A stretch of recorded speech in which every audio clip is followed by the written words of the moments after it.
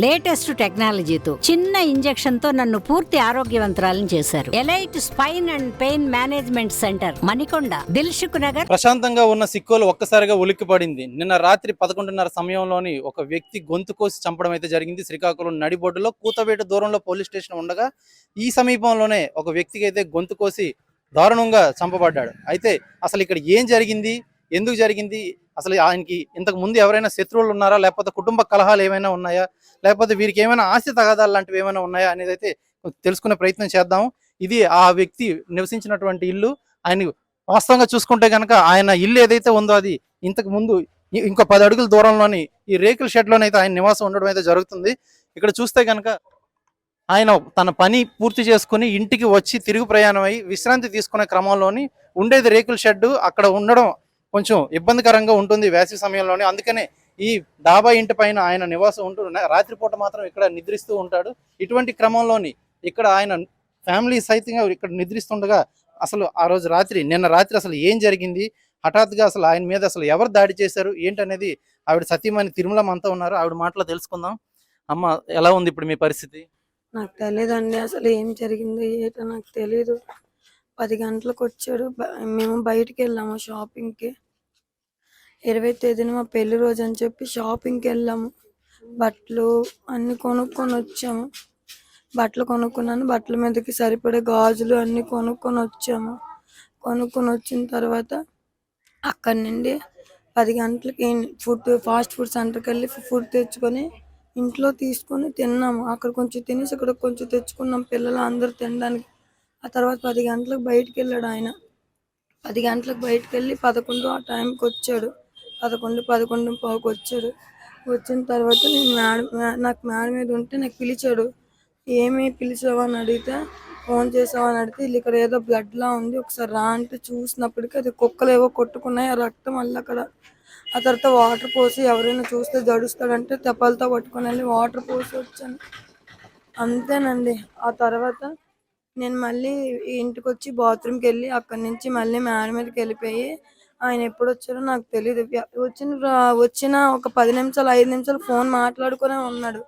బట్టలు ఇమ్మని అడిగాడు, బట్టలు ఇచ్చాను. డ్రెస్ మార్చుకున్నాడు. ఆయన రావడానికి ముందు రక్తం మార్కులు ఎక్కడ చూసారు మీరు? అక్కడ చూసాను, ఆటో ఉంది కదండి అక్కడ. ఆయనే పిలిచి నాకు చూపించారు. మా వీధిలో వాళ్ళు కూడా చూసారు ఆయన పిల్లడం కూడా. అవి కుక్కలు కొట్టుకున్నవి. అవి కుక్కలు సౌండ్ చేసి అల్లరి కేకలు వేస్తుంటే కుక్కలకు తోలేను కూడా నేను. ఆ తర్వాత మేడ మీదకి వెళ్ళి పడుకున్నాను. 12 అయింది. బాత్రూమ్ ఆయన 11:40 అంత అయింది. ఫోన్ మాటలు గట్ట వినబడుతున్నాయి. ఫోన్లోనే స్టేటస్లు గట్ట పెట్టుకున్నారు. పెట్టుకున్న తర్వాత నా మట్టు నేను పడుకుండిపోయాను. నేను 12:15 ఎంత అయింది. నాకు వచ్చింది. వచ్చి నాకు బాత్రూమ్కి వస్తుందని చెప్పి మళ్ళీ ఇంటికి వచ్చాను. బాత్రూమ్కి వెళ్ళాను. బాత్రూమ్కి వెళ్ళి ఇగోండి ఇక్కడ బాత్రూమ్ ఉంది, ఇందులోకి వెళ్ళి కడుక్కొని కాలువలో వెళ్ళేసి ఇలా మీ ఇద్దరి మధ్యన ఈ మధ్యన ఏమైనా తగాదాలు కానీ, లేకపోతే ఆయనకి బయట ఏమైనా తగాదాలు జరిగి ఏమైనా శత్రువులు ఎవరు ఉన్నారా? ఒక ఆవిడతో ఉంటాడు అంతేగాని గొడవలు అయితే మా ఇద్దరి మధ్యన ఏం లేవు. ఇంతకు ముందు ఉండేవి. మేము గొడవలు ఆడుకోకుండా మంచిగా హ్యాపీగా ఉన్నాము. పెళ్లి రోజు 20వ తేదీనని అన్ని కొనడానికి వెళ్ళాము. నేను ఆయనకి బట్టలు కొన్నాను, అన్ని కొన్నానండి. ఎందుకు ఇలాగ అయ్యిందో, ఎవరు ఇలా చేశారో అర్థం కావట్లేదు నాకు.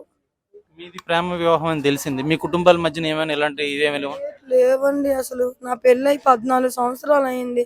మా ఆయన నాతో కన్నా మా అమ్మ వాళ్ళతోనే మంచిగా ప్రేమగా అభిమానంగా ఉంటారు. అందరికీ తెలుసు వీధిలోన. మీకు తెలిసినంత వరకు అయితే ఆయనకి ఎవరు శత్రువులు ఎవరు లేరు? ఎవరు లేరండి, నిజంగా లేరు. నాకు తెలిసి ఎవరు లేరు. డ్యూటీ దగ్గర మరి డ్యూటీకి వెళ్తారు, అవి నాకు తెలీదు. నాకు చెప్పరు. ఫోన్ వచ్చినా దూరంగా వెళ్ళి ఫోన్ మాట్లాడతారు, అవేవి నాకు తెలీదు. నేను ఎప్పుడు చూసానంటే 1:40 ఎంత అయ్యింది. ఆ టైంలో బాబు ఆయన పక్కన పడుకున్నారు. బాబు పక్కన పాప పక్కన నేను పడుకున్నాము. మేమిద్దరం ఇలా పడుకున్నాము. ఈ బాబు ఏం చేశాడంటే వచ్చి నా మొహం మీద కాలు వేసాడు. నాకు మొహం మీద కాలు వేయగానే ఒక్కసారి స్పృహ వచ్చింది. స్పృహ వచ్చినప్పటికి ఈ పిల్లడేమో నాన్నేడని మేమిద్దరం నాన్నలేడు ఇక్కడ కనిపించట్లేదు నాన్నలేడని చూసినప్పటికి ఆ మెట్లు కొంచెం ముందుకు ఉంది కదా అక్కడ ఉన్నాడు. అప్పటికే చనిపోయి ఉన్నాడు. మేము పడుకున్నాడు కదా గాలికి అని చెప్పేసి కాలు మీద ఇలా చెయ్యేసి లేపుతున్నాను, సురేష్ లేగు సురేష్, లేగు సురేష్, లేగు సురేష్ అని లాగడం లేదు. అప్పుడు నాకు భయం వేసి చూసినప్పటికీ అదంతా బ్లడ్ ఉంది. వెంటనే మా అన్నయ్యకి మా వదినకి పిలిచాను. పిలిచిన తర్వాత పోలీసులు అందరూ వచ్చారు. మరి మీరంటే నిద్రలో ఉన్నారు, వారు ఆ పక్కన ఇంకొకరు ఉంటున్నారు మీ అన్నయ్య వదిన, వాళ్ళు లేవలేదా? తలుపేసుకొని ఉన్నారండి. నేను పక్కన ఉన్న నాకే వినిపించలేదు. వాళ్ళు నోట్లో క్లాతులు గుడ్లు నోరు గట్ట మూసేసినట్టుగా ఉన్నారు. అందుకే సౌండ్ కూడా రాలేదు. మా ఫ్యాన్ టవర్ ఫ్యాన్ అది వేస్తే అసలు సౌండ్ వస్తుంది, అసలు ఏం లేదు. అసలు సౌండ్ వస్తే లేకనప్పుడు నాకైతే ఒంటి మీద లేదంటే బాబు ఎనీ టైం లెగుసుకొని ఉంటాడు, పాస్కి అంటాడు, బాత్రూమ్కి అంటాడు, నీరు అంటాడు. బాబు కూడా లాగలేదు అసలు. మీకేమనిపిస్తుందా వచ్చిన వాళ్ళు ఇలా ఈ మెట్ల మీద నుంచి వెళ్ళారా, లేకపోతే వెనక వాటర్ ట్యాంక్ వైపు నుంచి ఏమైనా వచ్చి ఉంటారా? అసలు వాళ్ళు రావడం నేను నాకు తెలీదండి. నేను బాత్రూమ్కి వెళ్ళేసి వచ్చాను. ఇద్దరు ముగ్గురు వెళ్ళిపోతున్నారు అటు, ఎవరో ఎక్కడికో వెళ్ళిపోతున్నారు అనుకుంటాను. కానీ నా దగ్గరికే నా వెనక వస్తారని నాకు తెలుసా? వాళ్ళు ఇక్కడికి వచ్చారో ఎక్కడికి వెళ్ళారో కూడా నాకు తెలియదండి. నిజంగా నేను ఎవరిని చూడలేదు. ఎవరో ఇద్దరు ముగ్గురు వెళ్ళిపోతుంటే అదే చూసాను. ఈ మేడ మీదకి రావడం అవేవి నాకు తెలియదు అసలు. ఇంకొక ఆమె ఎవరో ఉన్నారని అంటున్నారు కదా, ఆమె అసలు ఎక్కడ ఉంటారు? ఆమె తరపు నుంచి ఏమైనా ఇలాంటి తగాదాలు ఏమైనా ఉన్నాయా? ఆవిడ తరపు నుండి ఆవిడ గొంటి వీధిలో ఉంటది. ఈయనున్న ఆవిడ ఎప్పుడు కేకులు గొల్లు వేసుకుంటారు. మరి ఆవిడకి ఆయనకి ఏటు ఉందో లేదో నాకు తెలియదు. మేమైతే మాట్లాడుకోం. ఇంతకు ముందు మాట్లాడుకునే వాళ్ళం, ఇప్పుడైతే మాట్లాడుకోవట్లేదు. అంతకు మించి నాకు ఇంకేం తెలియదు ఆవిడ కోసం. ఆవిడతో అయితే నేను మాట్లాడట్లే. నేను కూడా నాతో ఆవిడ మాట్లాడుతూ నేను ఆవిడతో మాట్లాడను. ఈ రేకుల షెడ్ ఏదైతే ఉందో, ఈ రేకుల షెడ్ నుంచే వారు ఇక్కడికి రావడం అయితే జరిగింది. ఇక్కడే వారు ఉండే నివాసం అయితే ఇదేని. ఈ నివాసంలో ఉంటూ వేసవి కాలంలోని వీరికి ఆ ఉక్కపోతకి అయితే ఇక్కడ ఉండలేక దగ్గరలో ఉన్నటువంటి వారి బంధువులు ఇల్లు అయినటువంటి ఈ ఇంట్లోనైతే వారు ప్రతిరోజు రాత్రి నిద్రిస్తూ ఉంటారు. అయితే ఈ క్రమంలోనే ఎవరు వచ్చినా సరే ఈ ఇంటికి పూర్తిగా ఇవే మెట్లని ఉపయోగించి అయితే పైకి వెళ్ళాల్సి వస్తుంది. ఈ మెట్ల మార్గం గుండానే దుండగులు అయితే ఖచ్చితంగా వచ్చి ఉండొచ్చు అని చెప్పవచ్చు. ఎందుకంటే ఉన్నది ఈ ఇంటికి ఒకే ఒక్క దారి. ఈ దారి గుండానే ఎవరైనా సరే ఇక్కడికి వచ్చే ప్రయత్నం అయితే చేయొచ్చు. ఎందుకంటే కనుక ఇదే మెట్లు ఆ మెయిన్ రోడ్ కనెక్టింగ్లో ఉన్నాయి. అలాగే వచ్చిన వెంటనే ఇక్కడ పడుకున్నటువంటి సురేష్ ఎవరైతే ఉన్నారో, ఈ సురేష్ ఇక్కడ పడుకున్నారు. ఆయన తన కొడుకుతో పాటు, అలాగే భార్య, అలాగే కూతురు అటువైపు పడుకున్నారు. అయితే ఇక్కడ వీరు ఈ సాకెట్కి ఏమో టవర్ ఫ్యాన్ ఏర్పాటు చేసుకుని వీరు ఇక్కడ టవర్ ఫ్యాన్ అనేది పెట్టుకుని పడుకున్నారు. టవర్ ఫ్యాన్ కొంచెం శబ్దం చేయడం వల్ల ఒకవేళ ఎవరైనా వచ్చినా ఏదైనా జరిగినా సరే వినిపించే పరిస్థితులు అయితే ఇక్కడ ఎవరికి లేవు. అయితే ఇక్కడ పడుకున్నటువంటి సురేష్ ఇటువైపు తల పెట్టుకొని నిద్రించగా వచ్చినటువంటి దుండగులు, అది ఒకరో ఇద్దరో అయితే ఆమెకు కూడా స్పష్టంగా తెలియదు. వచ్చినటువంటి దుండగులు ఎవరైతే ఉన్నారో ముందుగా సురేష్ నోరు మూసేసి లేదా ఒక గుడ్డలు ఏమైనా నోట్లో కుక్కేసి తన మీద దాడి చేసి ఉంటారని అయితే భార్య అయితే స్పష్టం చేశారు. అయితే ఇక్కడ ఉన్నటువంటి వీరి ముగ్గురితో పాటు, వీరి నలుగురితో పాటు, అలాగే ఈ ఇంట్లో కూడా మరో ఇద్దరైతే నిద్రిస్తున్నారు. అయితే వారికి తెలియలేదు ఎవరు వచ్చారు, ఇక్కడ ఏం జరిగిందనే విషయం అయితే. ఒకవేళ దాడి చేసే క్రమంలోని వారి మధ్యన ఏమైనా వాగ్వివాదం కానీ లేదా ప్రతి దాడికి కానీ సురేష్ పాల్పడి ఉన్నట్లయితే కనుక ఖచ్చితంగా ఇది చాలా కంజెస్టెడ్ ఏరియా. నలుగురు పడుకుంటే కనుక కాళ్ళు చేతులు తగిలే ఇది ఉంటుంది. ఆ తగిలేటప్పుడు పూర్తిగా నిద్రలో ఉన్న వాళ్ళైతే లేచి అసలు ఏం జరుగుతుంది అనేది అయితే చూసే ప్రయత్నం అయితే చేస్తారు. కానీ ఇక్కడ అసలు ఏమీ తెలియకుండా చాలా అది ఎంత స్కిల్డ్ అంటే ప్రొఫెషనల్ కిల్లర్స్ అయితే తప్ప ఇది ఇంత దీనిగా ఇది చేయరు. ఎందుకంటే ఇక్కడ పడుకున్నటువంటి ఆ సురేష్ పై దాడి చేసి మెడ వెనక భాగం నుంచి కంఠం వరకు పూర్తిగా కట్ చేసి, అలాగే ఒక చేతిని కూడా పొట్టవైపు అయితే 4 చోట్ల పొట్టపైన దాడి చేసి పొట్టపైన కత్తితోని మొత్తం పొడి చేశారు. అయితే ఆ సురేష్ మెడ ఎప్పుడైతే కట్ చేశారో, కట్ చేసిన తర్వాత ఆయన విలవిల్లాడుతూ ఆయన అటువైపు తలపెట్టుకుని పడుకున్నటువంటి సురేష్ ఇక్కడ వరకు వచ్చేసి ఇక్కడ తలపెట్టుకుని అయితే పడుకోవడం జరిగింది. ఇక్కడికి వచ్చి ఇక్కడ తన ప్రాణాలను అయితే విడిచిపెట్టడం జరిగింది. ఇక్కడికి వచ్చి తన ప్రాణాలను విడిచిపెట్టేశారు. అయితే ఈ లోపల భార్య లేచింది.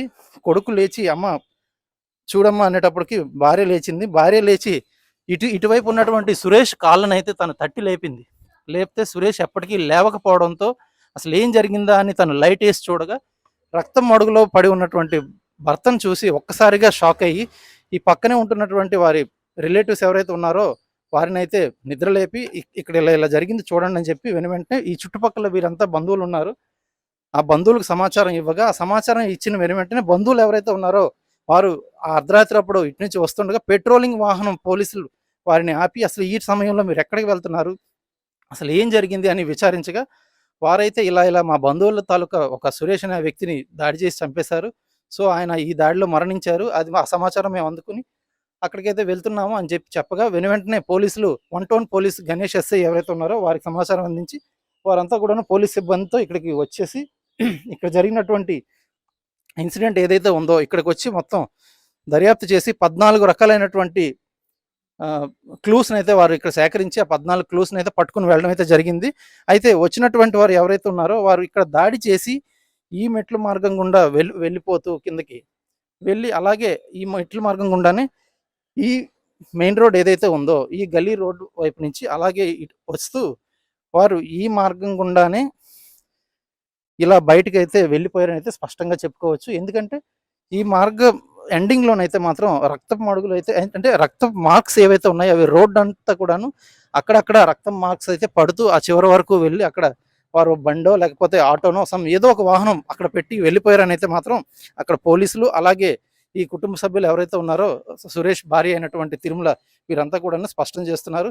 ఏదేమైనప్పటికి కూడాను కూతవేటు దూరంలో పోలీస్ స్టేషన్ ఉంది. అలాగే పక్కన సురేష్ పక్కన భార్య అలాగే కూతురు కొడుకు ముగ్గురు ఉన్నారు. అదే పక్క రూమ్లోని వాళ్ళ రిలేటివ్స్ కూడా ఉన్నారు. వీరందరి మధ్యన కూడాను వీరు అనుకున్న పని చేసి ఆ సురేష్ని ప్రాణాలు తీసేశారంటే వారు ఎంత ప్రొఫెషనల్ కిల్లర్సో ఏంటో అయితే తెలుసుకోవచ్చు. అయితే ఇటువంటి ఘటనలు శ్రీకాకుళంలో ఈ మధ్యకాలంలో రోజు రోజుకు పెరుగుతూ వస్తున్నాయి. అసలు ఏం జరుగుతుంది, చిన్న చిన్న కారణాల వల్ల వీరు ఒకరిపై ఒకరు దాడి చేసుకుని ప్రాణాలు తీసుకునేంత వరకు అయితే వస్తున్నారు. ఏదైనప్పుడు కూడాను ఇక్కడ జరిగినటువంటి ఘటనలోనైతే 14 రకాల క్లూస్ను పట్టుకెళ్ళినటువంటి 1 టౌన్ పోలీస్ స్టేషన్ దర్యాప్తు ముమ్మరం చేశారు.